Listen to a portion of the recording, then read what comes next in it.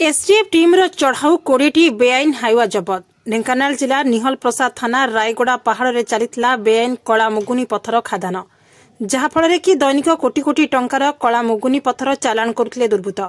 STF team गतकाली राति बेआईन खादान उपर चढ़ाऊ कर 20टी हाइवा जबत कर सक्षम होता। समस्त गाड़ी को निहल प्रसाद थाना जिमा न दे भुवन थाना जिमा देइछन्ति। तेबे भुवन पुलिस समस्त गाड़ी को जबत कर तदंत चलाइछि।